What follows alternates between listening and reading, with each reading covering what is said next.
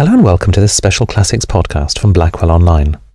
My name is George Miller and my guest today is Christopher Kelly. Earlier in the year I visited Christopher in Cambridge where he teaches classics at Corpus Christi.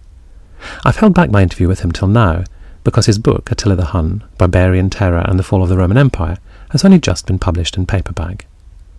As the subtitle indicates, the book is not so much a biography of Attila, that in any case would be next to impossible, as material on him is so scarce, but rather an examination of the part he and the marauding Huns played in the downfall of Rome. And already, by referring to them as marauding, I've fallen into the trap of Hun stereotyping.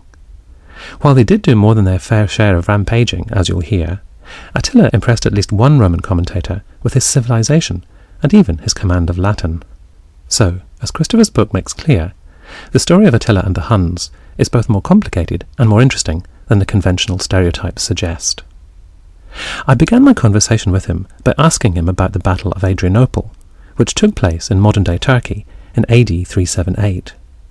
This clash between Romans and Goths is a curtain-raiser in his book. It was a confrontation which portended dark days ahead for the Roman Empire. The Battle of Adrianople, which takes place in 378 near the modern town of Edirne, which is about 2 hours out from Istanbul, is the most important military engagement of the 4th century.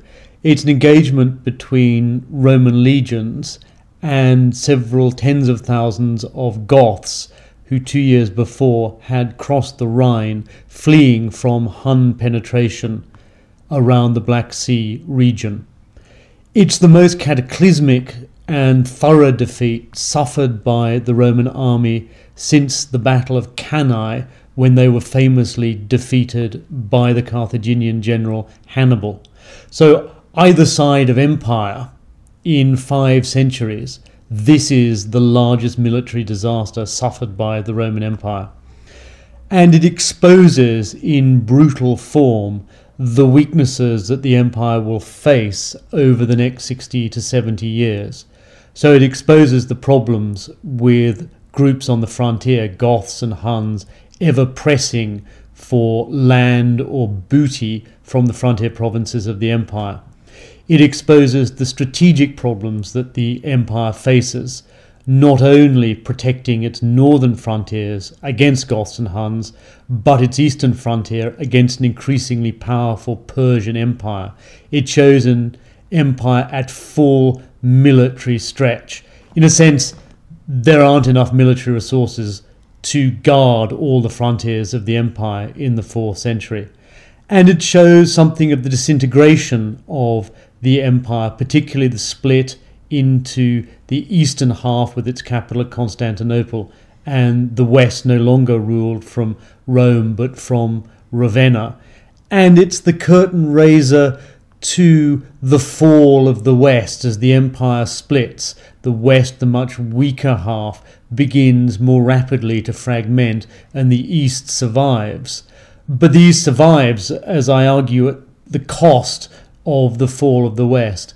And that disaster at Adrianople, the defeat of Roman legions by an intrusive foreign group, in a sense starts that story moving. In the book, there are various warring peoples. You mentioned the Goths, there are the Vandals, the Alans. But is there a case or evidence to suggest that the Huns were an enemy of a different type, if you like, that they presented a threat which was, more acute than any of the other threats that the Romans were facing?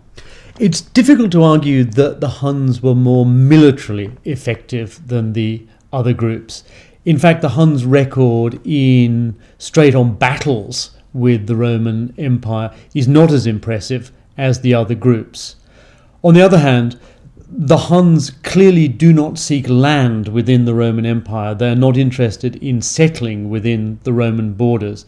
Their concentration is as predatory plunderers. So in that sense, they're more frightening. And I think that what makes the Huns an effective force is the shrewd leadership and generalship of Attila.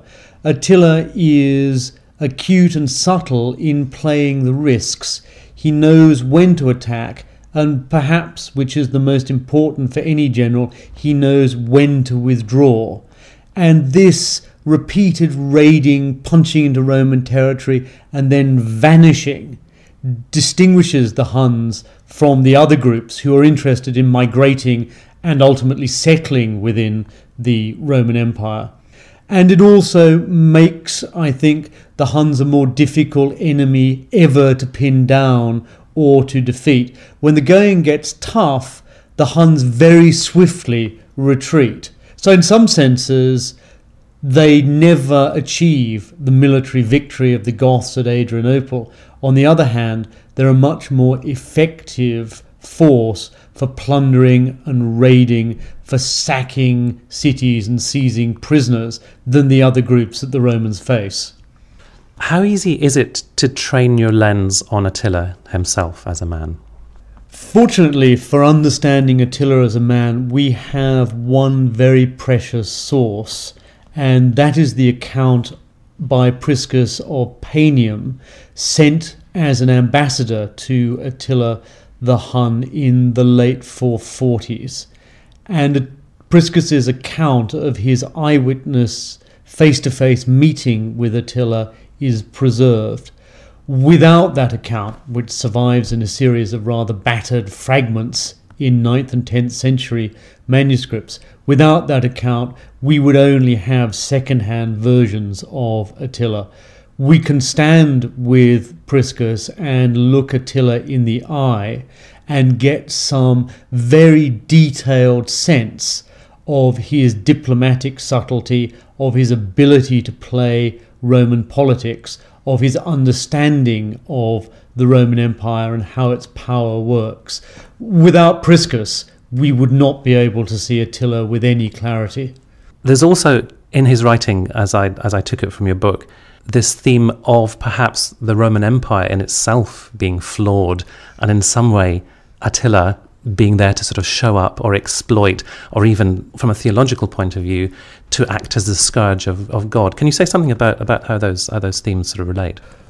When Priscus crossed the Danube to meet Attila, he was expecting, like any educated man from the classical world, to meet a mindless, ill-educated barbarian who would be crude and brutal in every aspect. The excitement and the interest of Priscus's account is that that is precisely what he does not find. And the surprise of Priscus's version of Attila is that he presents a much more civilized, a much more nuanced, a much more subtle, and a much more shrewd ruler than his stereotypes would have led him to believe. And Priscus goes further and wonders whether some of the virtues that Attila demonstrates, his personal restraint, his frugality, his simple court, his lack of reliance on eunuchs and subordinates, in some ways makes him a more virtuous ruler than Theodosius II in Constantinople. Let's be clear, it's not for any moment that Priscus was supporting the Huns or thought that the Roman Empire should not continue to rule the Mediterranean. This was an argument about virtue and how kings and rulers should behave. And Priscus left the court of Attila wondering whether the Roman Empire would be stronger in its battle against barbarians if Roman emperors embraced some of the virtues that he had seen in Attila. He certainly thought that Attila's success against the Roman Empire was as a result of his moral and self-restraint.